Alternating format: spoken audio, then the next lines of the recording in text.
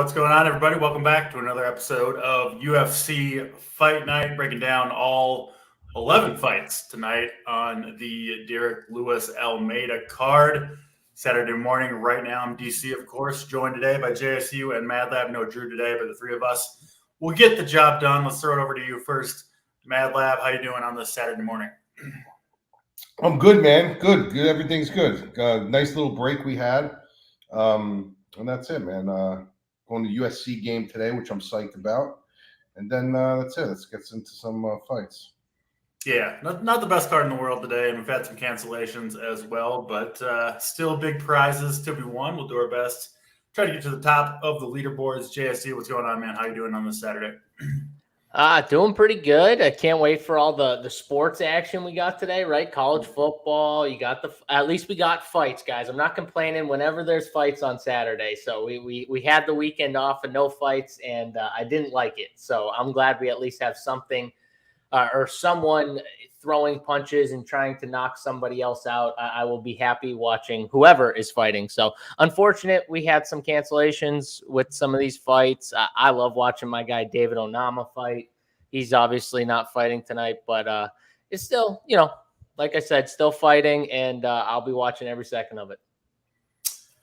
Absolutely. Yeah, we do have, I think, 6 Eastern time starting time today, so plenty of time to get in the contest over at DraftKings, get your bets in, all that good stuff. Mad Lab, I know you got the playbook up on Run Your Sports and, of course, your own site as well. So with that, let's dive right into the first fight of the night. It is Mark Diakise, who's moderate favorite, sitting around minus 190 over Fernandez. Throw it to you first, Mad Lab. What do you see between these two? Yeah, Diakise's a guy I said in the breakdown and stuff about him, and my pod that he's a guy we just got to start admitting that he's really never reached the ceiling of his potential. He's got all the attributes. He's athletic. He's got good wrestling. He's got good striking, but he doesn't have the greatest cage IQ, and he just seems to kind of fight down or up to the level of his opposition. And we've seen it time and time throughout his career. He never just puts his foot on the gas and goes. So he's very, very hard to trust. But this is a spot where, I like him a lot. He's sitting, at that cliffhanger at the first fight of the night, which means UFC really isn't looking at him with any kind of star power anymore. But the guy Fernandez coming in, Brazilian guy. This is the whole Brazilian vibe thing you got to worry about. But this is a fight that Diakise really should win. I mean, if he doesn't win this fight, it'd be almost borderline like UFC's got to start considering, splitting ways with this guy. So, for him to finish the fight, it's kind of tough because, like I said, he kind of fights up and down, even with power. He utilizes, kind of matches you with power, matches you with speed. He never just puts his foot on the gas. I do like him a lot in this spot, though, and I do like him from a DraftKings perspective. He's sitting in that kind of no man's land, 8,600. A lot of people tend to avoid that first fight of the night. I don't think his upside is predicated so much on the finish. I think it's predicated more on how active is he going to be. Is he going to put his foot on the gas? Is he going to really, show us that ceiling that he has, even at his age now? But I do like him, so I will be taking some shots on him in this spot. Yeah, makes sense with Diakise over Fernandez there. JC, what do you see between these two?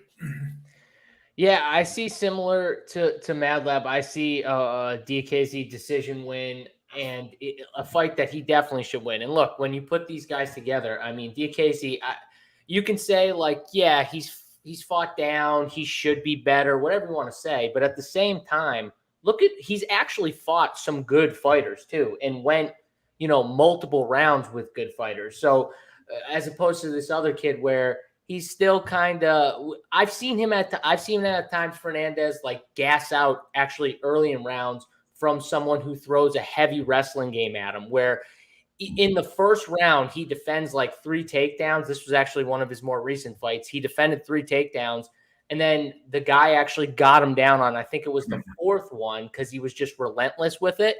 And then he ended up just getting finished. Now, dude's a tough guy. He didn't even tap. He was choked out, like literally under his neck, and he was getting choked out for like 30 seconds or something like that, and didn't tap. The ref had to stop it. But dude's definitely tough. He definitely has some power. He could obviously catch Diakise. I think if it was a finish, it would be more the Fernandez side that gets the finish.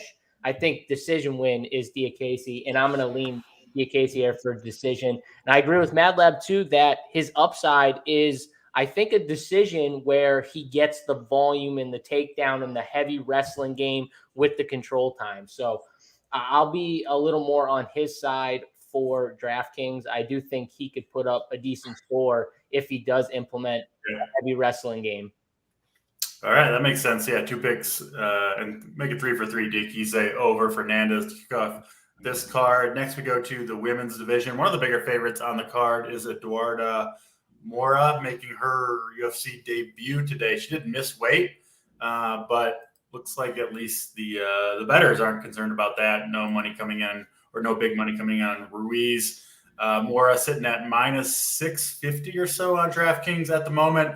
Big favorite here, Madlab. Do you think this line is justified? I mean, I don't think it's justified to that extent, but I do think it's justified that she's a favorite. When you look at Ruiz, people rest their hat on. She's a 6-time national champion in wrestling, and that's fine. But you got to finish that sentence. She's a 6-time national champion from Mexico. You know what I mean? So they're like I say, all belts aren't created equal. All wrestling isn't created equal either. It's all, you know what I mean? So does she have good wrestling? Yes, she's got good wrestling, but she relies on this head and arm throw that is a very 50-50 move, and something that, Michelle Waterson used a lot.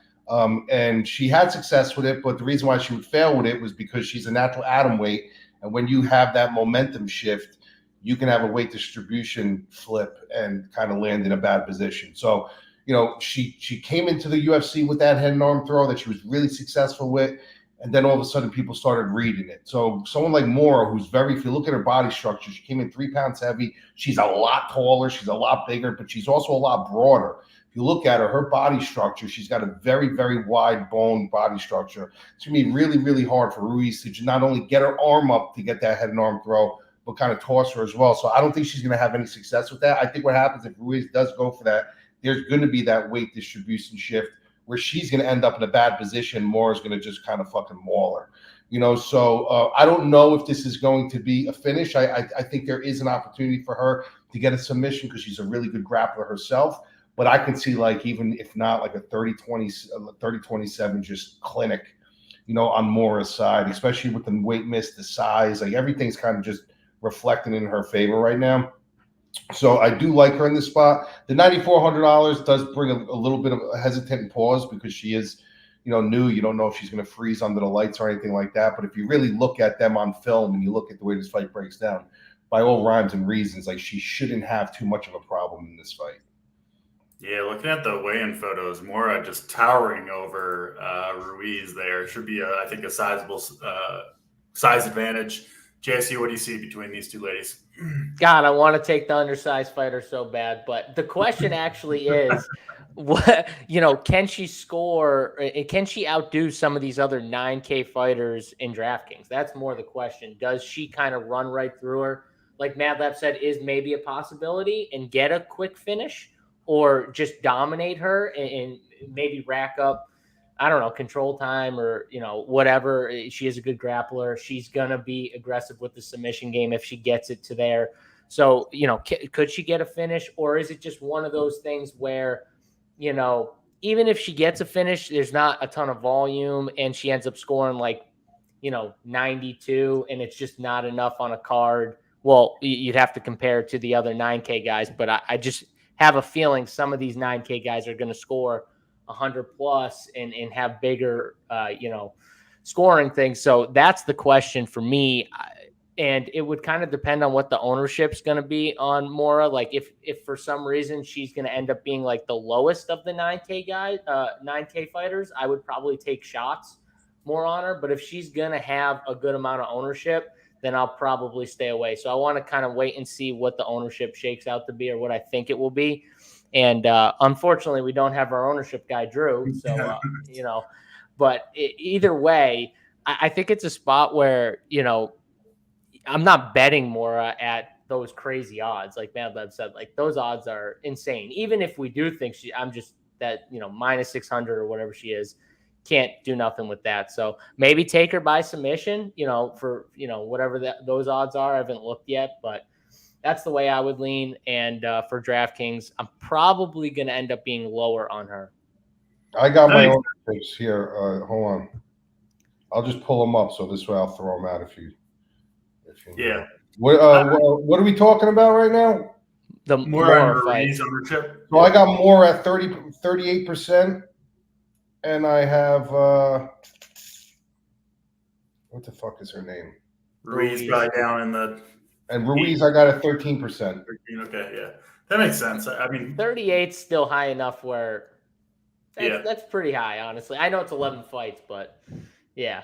So yeah, probably. I think I like a little bit more than you do. I just not been impressed by Ruiz, and hearing Mad Lab break it down, kind of that one trick pony. That trick probably won't work. You wouldn't think with the size differential between these two. So yeah, we just stay with the ladies for the next fight. Of course, longtime veteran Angela Hill will take on Denise Gomez here. It is Gomez, slight favorite, sitting around minus 140 or so.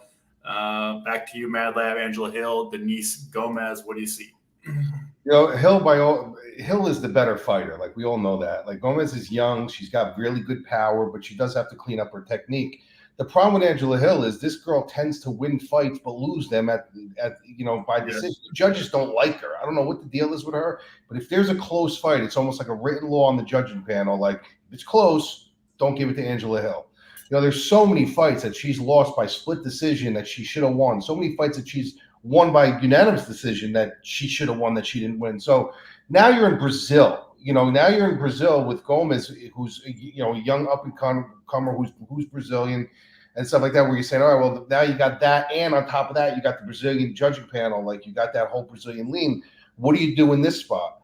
The fact of the matter is, you can't go against you can't premise your prediction upon that. You can't premise on it can factor in, but you got to go by who you think is going to win the fight and who you think is going to be the better fighter. And I do think Angela Hill wins this fight. I think she's one of the dogs on the card that she can probably get beat from pillar to post in round number 1. She's very durable. It takes her time to find her timing, but I don't think Gomez has a toolbox that's that big yet. I don't think she really understands, like, all right, well, if this wrench don't work, I got an Allen key in my box. She don't have all those tools yet. She's still really young. Where Angela Hill's seen it all. Angela Hill will adjust. She will make adjustments, and then starting in round 2, she will start coming out. She will start using her veteran savvy to kind of pull away in the fight. So I do think this is a fight that Angela Hill is super live in. I know that the line is the money's kind of going the other way slightly as of late. It's driving in late, but I'm sticking with my guns with Angela Hill. I think she wins this fight. Whether the judges give it to her, I don't know, but I think at the end of the fight, we're going to be sitting down. We're going to be saying 29-28 Angela Hill. And depending on what the judges do, that's on them. But I got to go who I think is actually going to win the fight. I think Angela Hill wins by decision. So at $7,800, it really depends, because if she wins the fight, she's going to throw over 100 significant strikes. She's going to have volume. She's not going to get you takedown. She's not going to get any control time. She's got to literally do it on strikes. Can she do it? Yeah. Is it always is it always fickle with her? Yeah. 100 plus points, 1 of 5 time, current market value, 1 of 5 time. So she's only hitting at like a 20% clip, which isn't good. But if you're looking to save some money and you're looking for that stability, she isn't that bad. She's not someone that's going to win you a tournament, but I do think as a dog on a card with minimal fights where you do need a couple dogs, she isn't the worst play. Yeah, I mean, I think it's possible we see somewhat lower scores. Obviously, with 11 fights, it's more likely, a 70 or an 80 from a $7,800 fighter like Angela Hill, JSU. I think he has a decent chance to get there. But yeah, I always mention this. I mean, if you take in Angela Hill, you got to win almost a parlay on DraftKings, right? You got to get the win for her, and then she's also got to score well enough. So I'm a little bit lower on Hill. Interested to hear your thoughts on Gomez as well. She has scored really well, finished her last 2 fights via KO. Break it down. Her upside's in the knockout. Gomez's upside's in the knockout. 8,400 is a lot of value. I like the Hill call for the upside, but I think DFS wise, it might be Gomez who's a better play. Your thoughts? This is exactly. There's a difference sometimes between betting and DFS, and this is one of them. I think Mad Lab's sharp with the idea. If you're looking at this fight from a betting perspective, I do think Angela Hill is live. I do think if it gets out of that first round, she could find a way to even win 2 and 3 and it be a close decision win her way.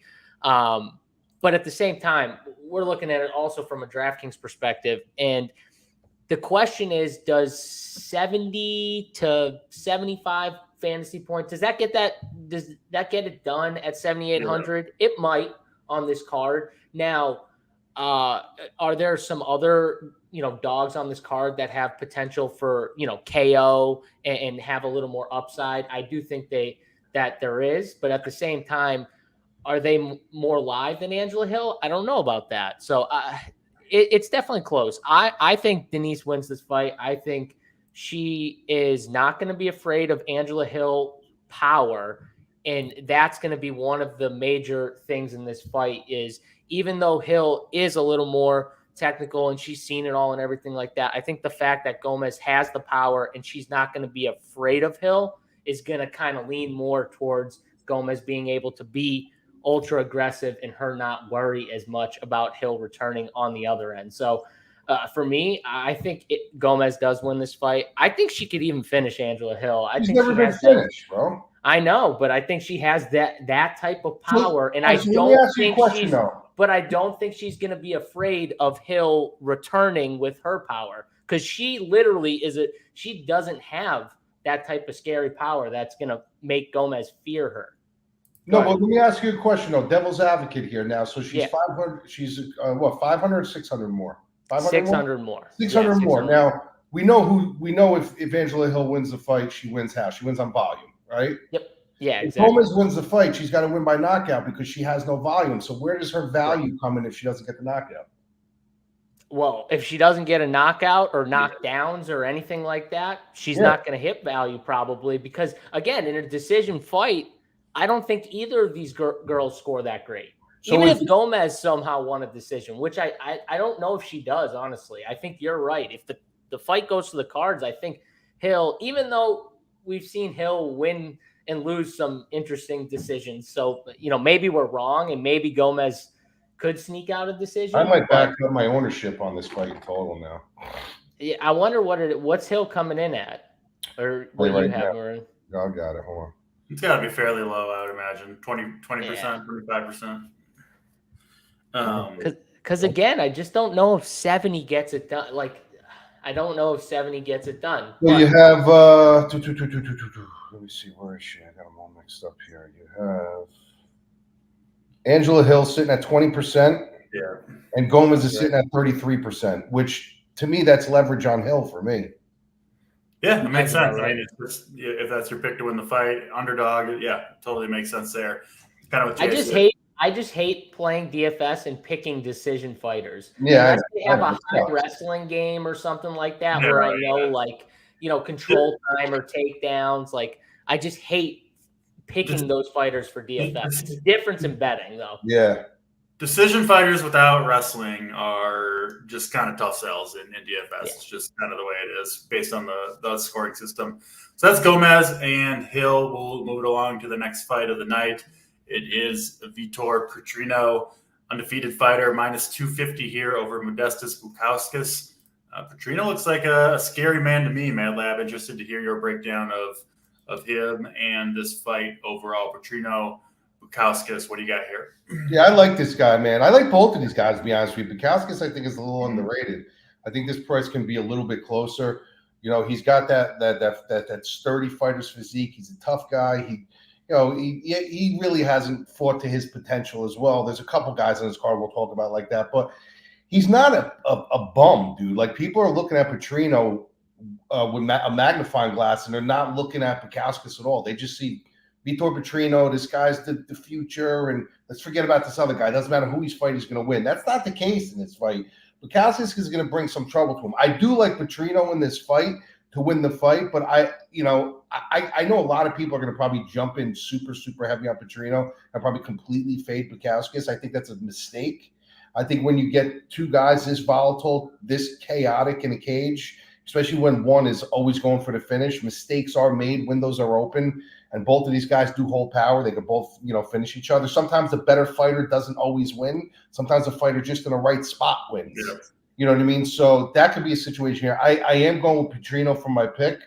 I do have much more DraftKings, plays with him in my lineups, but I'm not fading Bowkus because this is one of those fights, and there's a couple of them on this card where we could be like, motherfucker, like I just buried all my bankroll into this fucking guy, and he just shit the bed on me. You know what I mean? He made a dumb mistake. So Bowkus is at least good enough to capitalize on a mistake.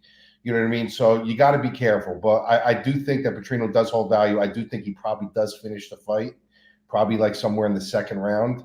Because I think the first round is going to be a rough go. I think round one's going to be a rough go. You might even be a little nervous if you have Patrino in a lot of your lineups in round one.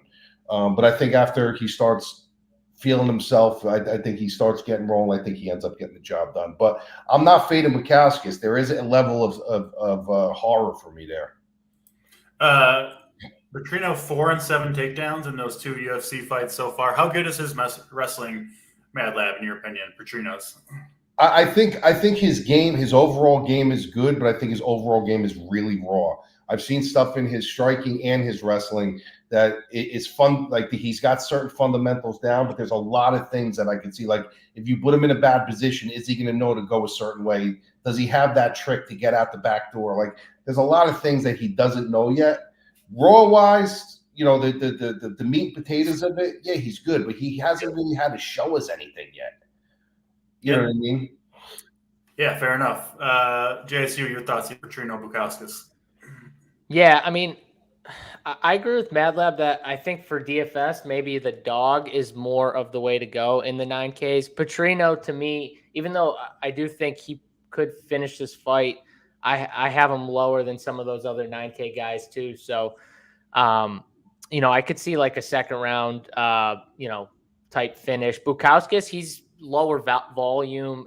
That's the one thing that drives me nuts sometimes is you kind of like, he's like almost like waiting. He'll keep waiting and waiting for you to go first, which won't be a problem, I think, in this fight. But it's just annoying sometimes when you play him in DraftKings because he is more lower volume. Does have decent takedown defense, though, which could help him because I kind of agree with Mad Lab that Patrino, it's not like he has amazing takedowns or anything. So, you know, even though you see those numbers, I don't think he's like amazing at it, but he is dangerous. Like he is looking to finish in whatever way he can. So that's the one thing, whereas Bowkus is like, you know, waiting for you to almost make a mistake, like Mad Lab said. So, you know, could he definitely make a mistake? 100%. That's why I probably in DFS lean more the dog at 7,200. You just got to take some chances on some of these 7K guys. You know, this is, I think you could take a chance here. You know, maybe Patrino makes a mistake. Bowkus catches him. Yeah. So, yep. Lower though on Patrino for DFS for sure. I will tell you this, that in the 7K range, there's like 9 fighters. Like that's the 7K range is loaded this week. Loaded. You know. I'm trying. Like every fight has a 7K fighter in there, so yeah, that makes sense. We go to another, I think, interesting fight. Fakhretdinov has been, I think, really impressive through 3 fights. Another guy scoring a ton of takedowns. He scored well in all 3 of his DraftKings fights. He's a minus 350 favorite, I think he is. Yeah, somewhere around there, minus 350 for Fakhretdinov over Zaleski dos Santos. Let's get back to you, Mad Lab. What do you see here? Well, I will tell you this, from a wagering perspective, this is one fight that I'm completely keeping off my chart. Okay.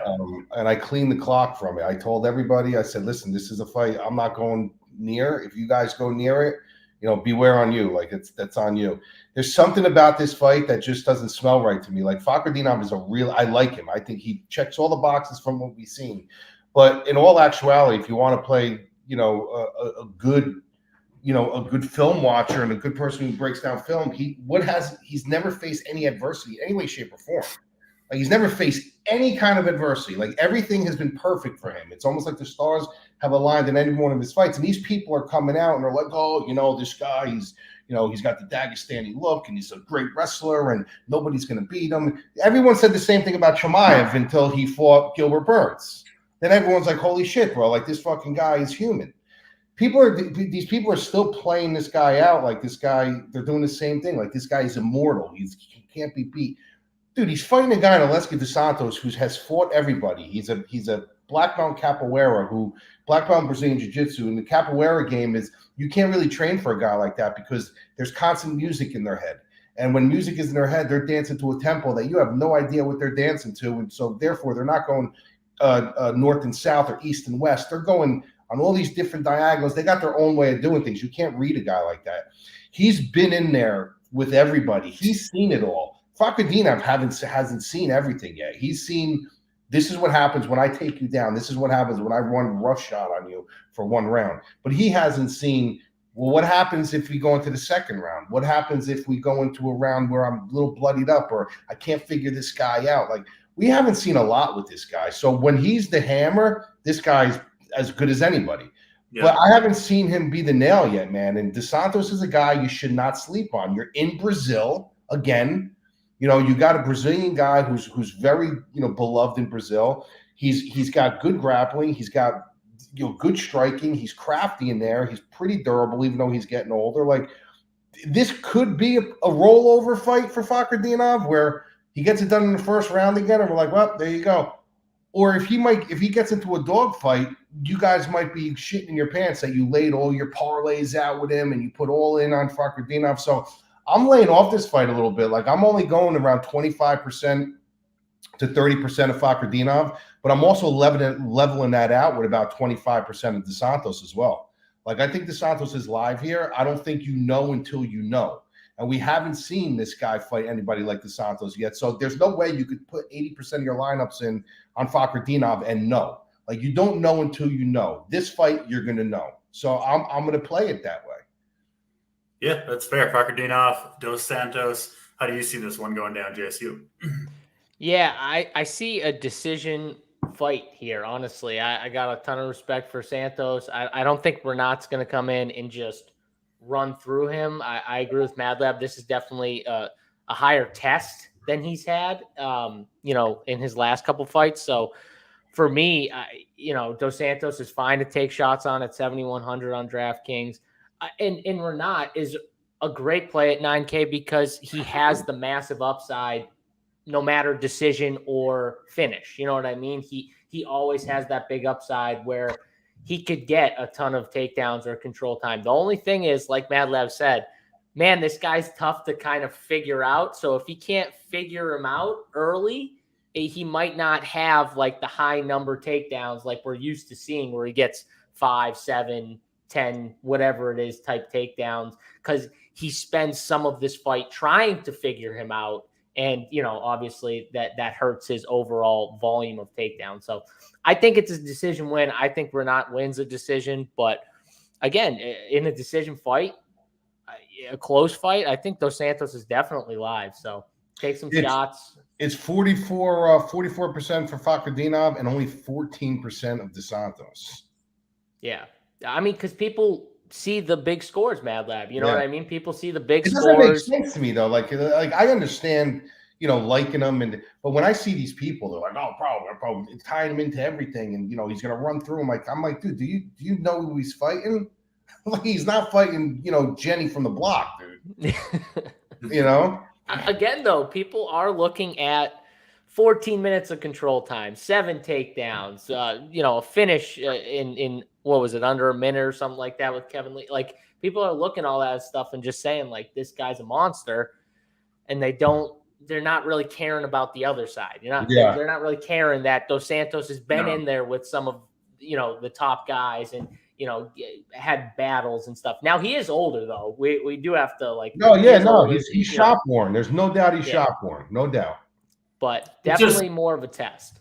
Yeah, the ownership, I mean, you don't really need to know anything about the fighters. You just simply look at the money line and like the finishing odds, right? That's pretty much going to dictate the ownership and obviously the salary as well. So I think that makes sense in terms of ownership. But yeah, maybe a closer fight than the field thinks between Fakhretdinov and Dos Santos. Next fight on the card, we've got Elvis Brener, slight favorite here, decent favorite, 225 over Kenan Krevski. We'll go with that. I think that's close enough. Let's go back to you, Madlab. What do you see here between these two? I gained a lot of respect for Brener. You know, and I got to be honest with you, like, this is a kid who kind of lives and dies by the shoot box, box sword. You know what I mean? And you need to have a certain style to fight for them. You know, you need to be like almost like I always say this, but like almost like Street Fighter-esque. You got to have that tough Street Fighter way about you. Like you're gonna go in there, you're gonna get bloodied up, you're gonna throw hands, you're gonna be durable, you're gonna get into a stray cat dog fight in an alley somewhere. Like that's the way this new breed of shootbox guys fight. You know what I mean? They were always tough. They were always like that. Like, you know, if you look at way back in the day, like Wanderlei Silva and stuff like that, like they were just always tough, rugged dudes. But unless you have that mind frame, you're not going to succeed there. You know, you won't succeed in that camp. You have to have that, like, I don't give a fuck if I'm scarred up at the end of my career attitude. You know, and Brener has that, man. Brener has that. So, you know, guy coming in, you know, short notice and stuff like that, you know, debuting. I know he looked really confident. You know, they said in fighter meetings and stuff like that. But I don't know. That to me, this is like a fight that Brener does win, and the price never moved. You know, so you're getting him at a decent price, and I do think he has a chance for a finish in this fight. So I do like Brener in this spot, especially because he's kind of right in the middle there. You know what I mean? So when you get a guy who's got that kind of upside, that kind of durability, you know he's going to push the fight. You know it's going to be a dog fight if this guy wants to match him with a dog fight. And if not, he's just going to bring the fight to him. It's hard to ignore a guy like that. You know, so I do like him at that price. And I'm gonna probably be beefing up filling in a lot of my lineups with him. All right, makes sense. Confident call on Brener there. What about you, JSU? Brener, Krevski, what do you got? Yeah, I think this is a great fight to target for DraftKings because I do think Krevski is going to try and bring the fight to him. I do think this is going to be one of those fights that is an exciting fight. Both guys, they have finishing upside, and they're both priced nicely where like they're going to fit in your lineup. So I think this is a fight you want to be heavily exposed to on DraftKings because, you know, like I said, both guys, you know, can you know get this finish inside the distance. So, and I do think this fight ends inside the distance. So I'll pick Brener, but Krevski, I wouldn't sleep on him. He looks good to me. He looks like a guy that, you know, is going to try and put on a exciting fight. Yeah, he's very confident. You know, and he's pretty good, you know, everywhere, I think, in my opinion. Like not great, but he's pretty good everywhere, in my opinion, from what I've seen. So yeah, you definitely want to target this fight for sure. I would target this fight. Like I do think Brener, I agree with Madlab. I think Brener gets it done, but this is going to be a good fight, I think. All right, that's the final prelim of the night. We do go to the main card next. Kicking us off there is really the only super closely lined fight on this entire card. Essentially a coin flip at this point, per the odds at least. Arman Petrosyan, Rodolfo Vieira. Back to you, Mad Lab. Do you have a lean on a fight that the market certainly doesn't seem to? Yeah, I was really torn on this fight too. I was with the market on this. I was kind of just like, where do I go here? So I'll just start off by saying, from a DraftKings perspective, the upside is on Vieira, not even a question in my mind. Like, it's all Vieira all day from a DraftKings perspective. This is a guy that literally can take your back in 1 minute and submit you, and I don't care what your submission defense is. It doesn't matter. You know, Petrosyan's a guy where he's going to have to weather an early storm. You know, he's going to have to be a little concerned with like coming in and overreaching and getting one of his limbs grabbed or something. So you can't expect, if you're rostering Petrosyan, you can't expect him to like just come out and out of the gates and start scoring points. The game plan when you fight a guy like Rodolfo Vieira, who's an elite world-class grappler, is you need to tire out the bull. You need to get that lactic acid building up, just like Fluffy Hernandez did, and then you can kind of have your way with him.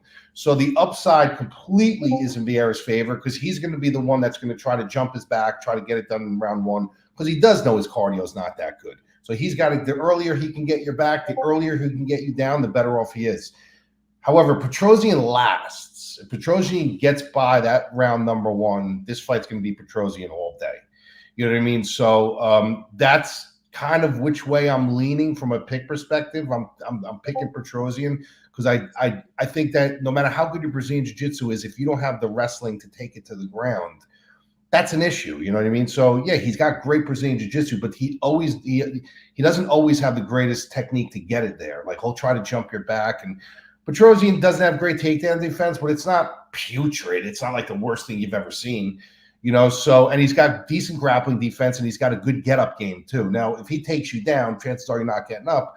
but it shows at least he's serviceable when it comes to grappling defense. All the upsides on Vieira, in this fight when it comes to DraftKings, but I'm picking Petrosyan. I think Petrosyan ends up losing round number 1, comes back in round number 2 and 3, and wins a close decision, or maybe even knocks out Vieira in round number 3. Yeah, interesting stuff there. Kind of going, seems like you're obviously leaning Petrosyan on the betting market, but then Vieira maybe the better DFS play, which there's a couple of fights on the card that you can kind of make that argument for. What are your thoughts here on a closely lined fight, JSU? Yeah, my thoughts are that I will be rooting for Petrosyan to weather that first round storm, but Vieira is definitely the play for DraftKings, no doubt in my mind. Petrosyan is a decision volume type guy, and yeah, maybe he could get like a late finish. Maybe you could get like a third round finish. But I think it's more, if it goes to the cards, it's Petrosyan. I think he wins like a 29-28.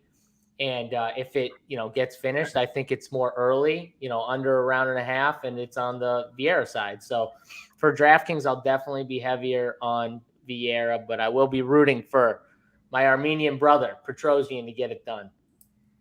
All right. That's Vieira and Petrosyan. Next fight on the card.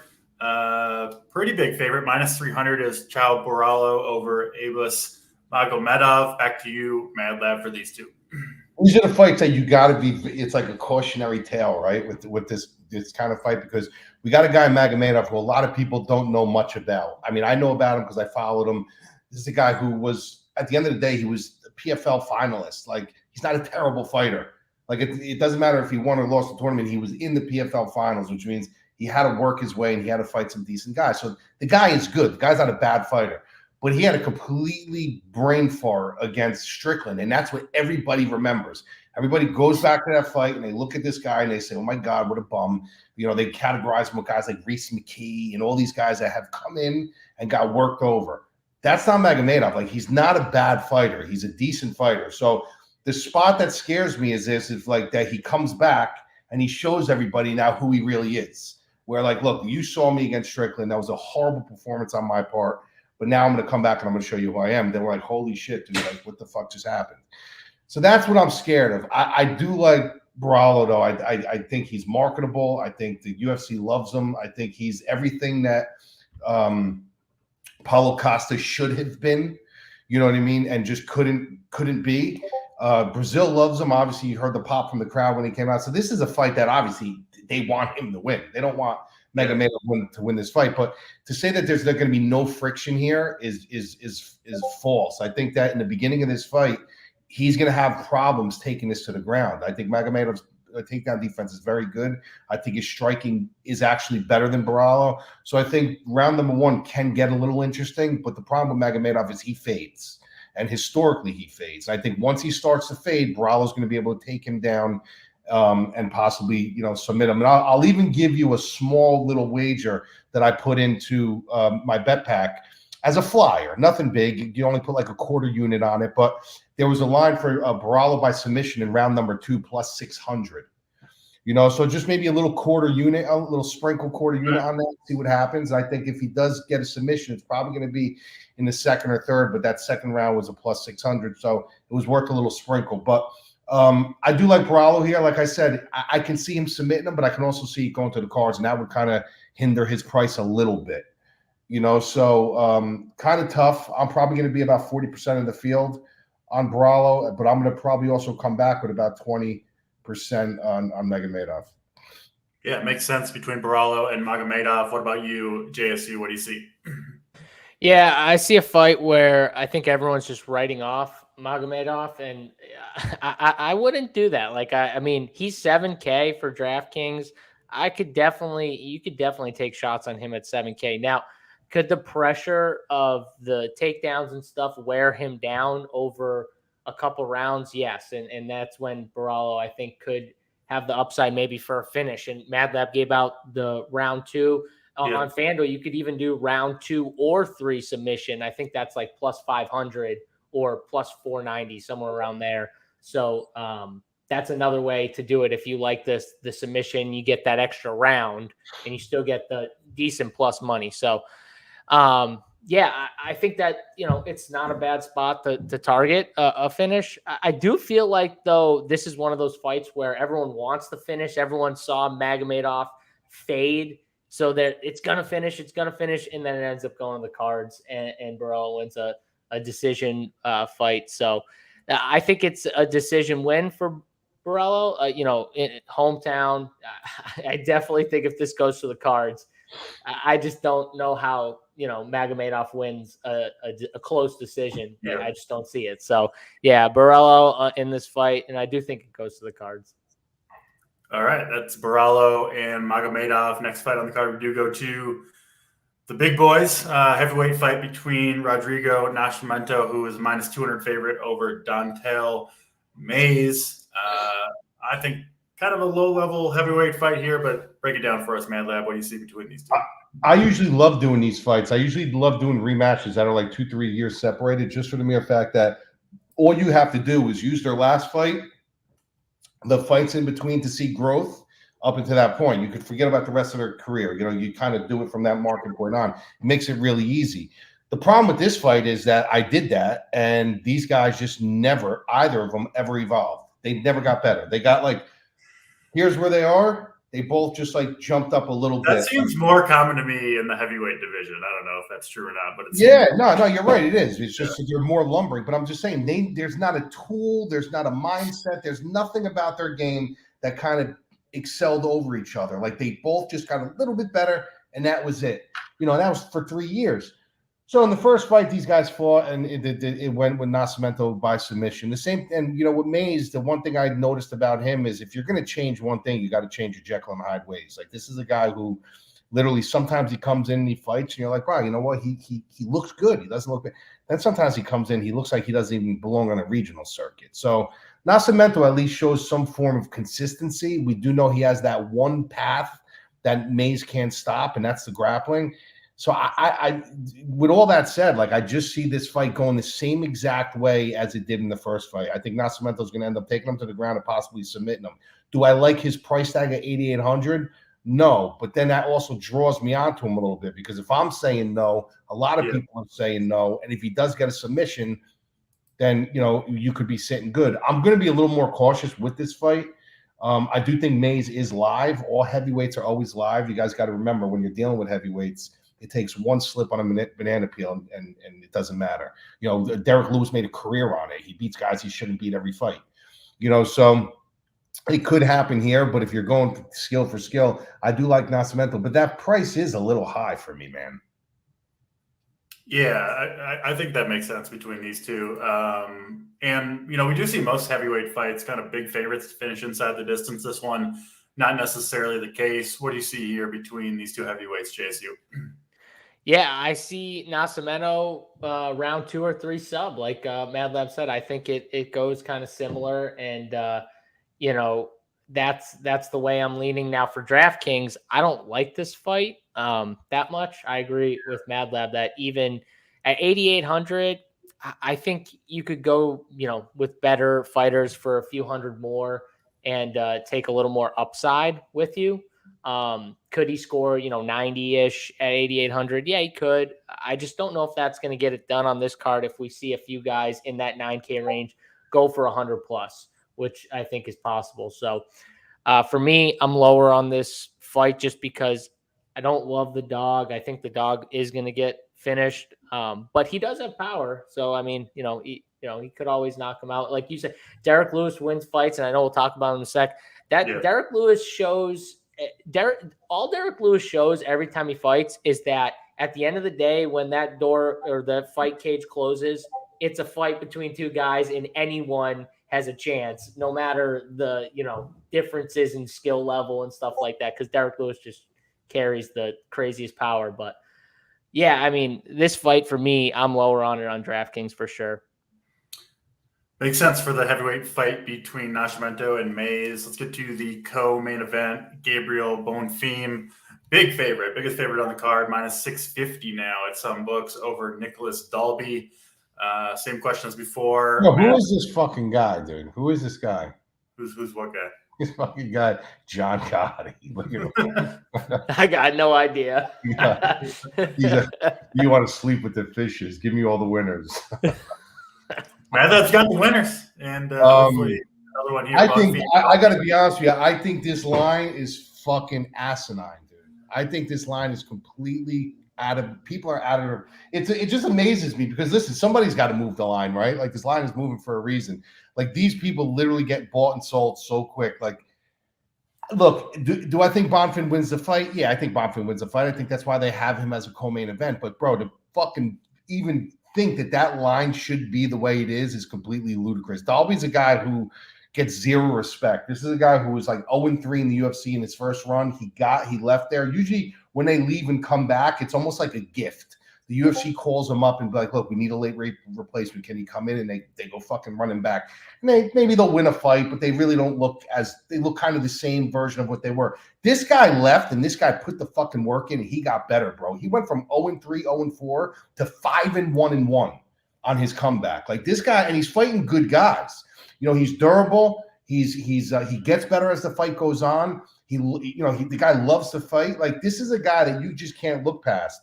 You know, and I got to be honest with you, like I'm picking Bonfim here, but I would not be blown a fucking way if somehow Dalby drags this fucking fight to the cards. Like I will not. Like I will not be blown away if somehow Dalby like survives this fight and turns this into a fucking fight, dude. Like I really won't because Bonfim, listen, he don't get this done in round number 1. How's his cardio?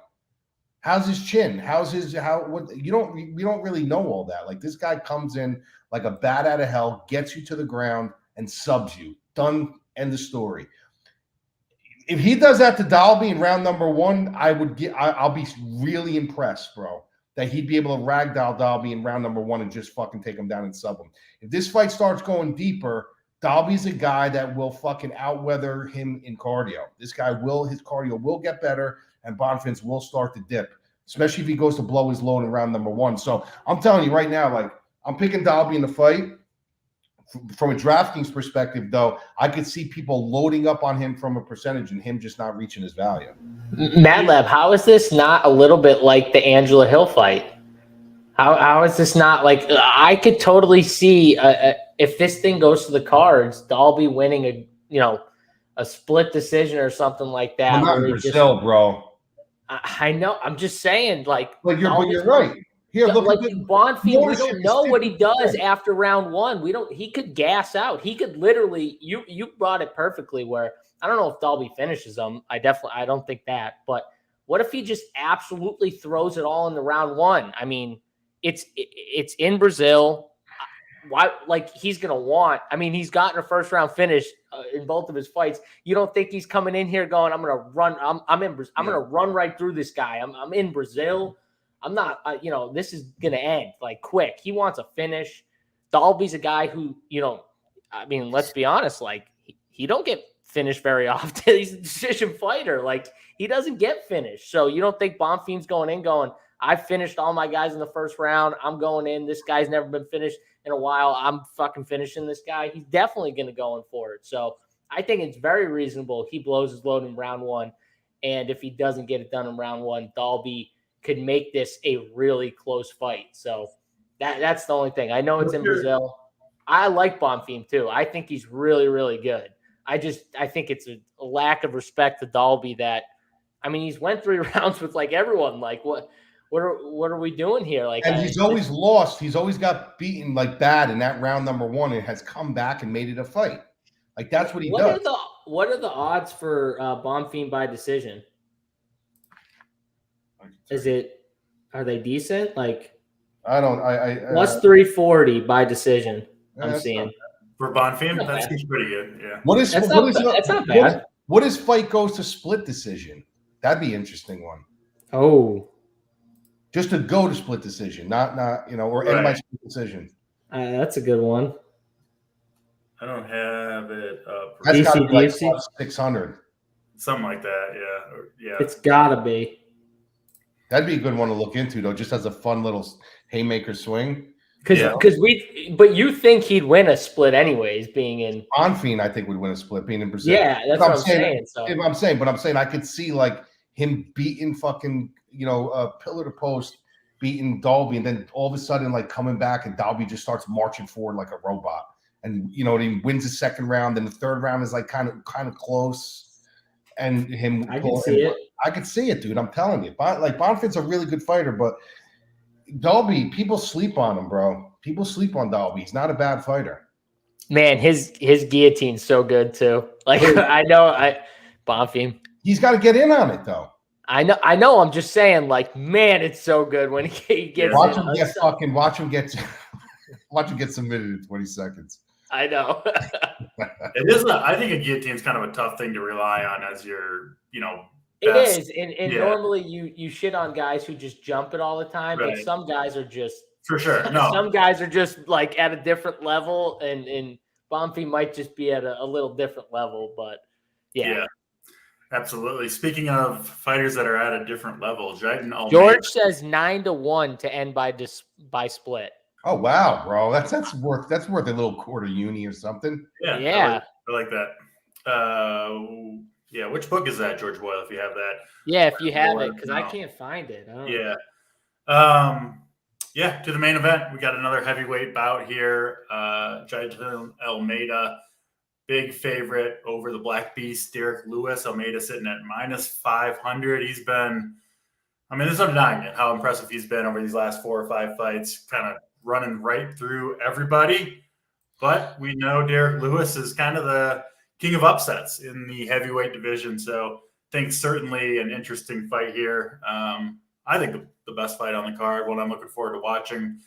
Your thoughts here, Mad Lab, Lewis, and Almeida. I love when people come out and they say, like, when they're breaking the fights down and stuff, they're like, we got a guy here, like Jalton Almeida. The guy's scary. The guy's scary. I'm like, who the fuck is more scary than Derek Lewis? I mean, the guy's scary. I think they're both pretty scary. But at the end of the day, it's like when you see people saying that when they're breaking down the fight, they're like, Jalton Almeida, like he's, the guy's fucking scary. And I'm like, well, what is Derek Lewis? Not scary? Yeah. You know what I mean? You get him in a fucking cage. He's not scary. So the thing that concerns me with this fight, and look, I'll come out right at the gate, let you guys know I'm picking Almeida to win the fight. And there's a few reasons why. But the thing that does concern me about this fight, bro, is at the end of the day, I don't give a shit what anyone says. He's a natural light heavyweight. Period. End. If you can make light heavyweight, you're a light heavyweight. You're a natural light heavyweight. Just because you decide to fight up to heavyweight doesn't make you a heavyweight. He is a heavyweight, but he's also a light heavyweight. Derek Lewis wouldn't see light heavyweight when he was a teenager. Like, it's just a completely different body structure. It's a completely different power. It's a completely different, like, man strength that he has over Jalton Almeida. Now, Jalton Almeida's got the age. He's got the speed. He's got the confidence. He's got the record. He's got all that stuff. So, yeah, by all rhymes and reasons, like, he's got a lot of things that he can expose on Derek Lewis. One of them is everyone's talking about, like, what happens, with Derek Lewis when he gets taken down. I don't think he's going to really need to just shoot in and take him down. I think that, Derek Lewis has a bad tendency of being hurt to the body, and he's got a terrible poker face when he gets hurt there. If you hit Derek Lewis to the body, he doesn't even allow you really to wonder. He kind of just shows up in the corner, and you could just start hitting him. It doesn't even matter how hard you're hitting him. You see guys over him, hitting him, and he just, that's it. The fight's over. Like, he's got the worst poker face in MMA. But he's got that one kill shot, dude, that if you fucking are in the wrong spot at the wrong time and he clips you, he beats you. And he rewrote the book on sometimes the better fighter doesn't always win. So do you pick Jalton Almeida? Yes. Should Jalton Almeida finish him? Yes. But if you fade Derek Lewis, you're fucking completely nuts out of your mind. He's done it over and over again. And I will also tell you this from a DraftKings perspective. Don't utilize this fight thinking that you're getting any kind of leverage because it's a 5-round fight. Treat this fight as a 3-round fight because it's ending no late. This ain't getting out of the 3rd round. So don't look at this like, oh my God, Derek Lewis, 6,600, 5 rounds. Jalton Almeida, 9,600, 5 rounds. This fight will not get out of the 3rd round. It will not get out of the 3rd round. So you got to treat this fight like every other single fight on the card. A 3-round fight. You're not getting any leverage for this being a 3-round fight. So I am going Almeida, but I'm definitely going to have some of Lewis, dude, because we've seen him do it over and over and over again.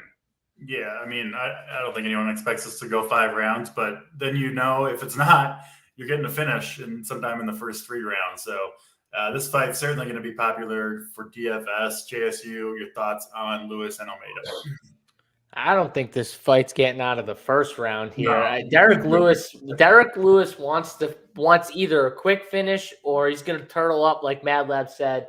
I wish I could find a shot to the body for the finish to Derek Lewis, because that's the way Almeida probably finishes him, is getting him there and then just gets on him with some quick volume and then it's a stoppage or something like that. But Derek Lewis is always live, and for DraftKings at 6,600, you should definitely take shots. Even though, again, Almeida, better fighter, he should win. He should finish this fight early, first or second round, 100%. But I think for DraftKings, you still want to take stabs on Derek Lewis. You know what I mean? I was on Derek Lewis the last fight against De Lima. You know, he's just always one of those guys.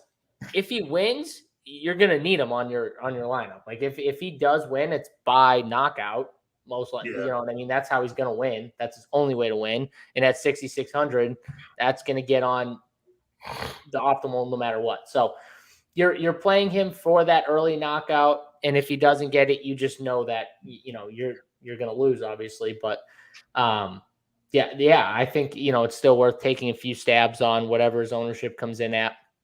And, you know, Almeida, I do think he finishes him. I agree with Madlab that I think he finishes him with some type of body shot, or at least that's how he, you know, curls up or turtles up and, you know, then gets, you know, the TKO. But yeah, Almeida should win this fight. Never count out Derek Lewis, though. Dude's a monster. Yeah, I personally think if you're playing a lot of lineups, you want one of these two fighters on most of your lineups, is the way I'm seeing it. Because, like you said, it's the price with Lewis, right? At 6,600, if he does win, he's probably getting to the optimal. And then Almeida, I mean, he's been scored awesome 5 straight fights, right? It's going to be a finish for him as well. Look at us, though. We were talking about dogs, like these 7K dogs. Like, there aren't that many good dogs on the card. So, like, at least Derek Lewis, you know what you're getting. You're getting an early knockout or bust. Like, it's just it is what it is. But he's gonna swing. At least you know that. You know, here I'll throw this in there for the people that are actually gambling, and it's just something to think about before you pull the trigger on this prop on the main event. I see a lot of people thinking that Jonathan Almeida is going to sub him, right? And by all rhymes and reasons, like if you look at the numbers and you look at it on paper, it looks like probably that's the feasible way, the path to take it. But I will just have you know, like, when people like are very confident on that, you like ask them, have you ever grappled the guy that's thick? Have you ever grappled the guy that's like big? Do you know how hard it is to grapple guys that have those kind of limbs? You know what I mean? Like I used to grapple with this guy. His name was Gary Miller, and now he's a power lifter for the Mr. Olympia. Like he does all the strongman competitions. And bro, one thing about that kid is like as soon as I would latch him up into something, it's almost like his body would swell, dude. It was the weirdest thing. Like his body was so thick that his body would swell, and you would just lose your grip. So it's like you got to be careful with a guy like Derek Lewis. There's a reason why he's not submitted every day. It's not like he's got good grappling or good grappling defense. It's you got to be able to wrap yourself around this guy and stop him from just kind of swelling and losing your grip. So just be careful with that submission prop. I know it's a really popular one that's going to right, but a lot of people, they're not thinking about that. They're just thinking about, well, he could sub him, but they're not thinking about what does he have to sub. He's got to sub this big, thick guy with this big, thick neck, these strong, thick limbs. Like it's not as easy as it looks, especially when Derek Lewis sweats like a son of a bitch, dude. He's going to be slippery as hell in there. So you might want to just reconsider that prop. I mean, I'm not saying it can't happen. Maybe it does happen, but I'm saying that's a prop that's not as lockable as a lot of people think for those reasons. Makes sense. Yeah, he's been subbed a few times, you know what I mean? But there is a reason why it's more the KOs, definitely. I like the Almeida KO line better myself too. So the sub line's what, minus 120 or something like that. I bet the KO line you're probably getting plus money on. Yeah, doing the plus number all day there between those two choices. But that's all 11 fights. Thanks for watching as always. If you haven't done so yet, do hit the like, hit the subscribe on your way out. JSU current promo code, is it RPS 15 or NBA 15? Do you know? NBA 15. Get you 15% off your first month at Run Pure Sports. Get in, get the main card Mad Lab write-ups, get the metrics. the podcast, everything we got over, obviously the core plays and everything we got for MMA. And then you got college football, NBA. We got it all. So check it out. Use that code. Get you 15% off. And let's get some winners today. There it is. Thanks for JSU for that. For Mad Lab, for JSU, I'm Draft Cheat. We'll be back same time, same place next week. Thanks for watching. We'll check you next time.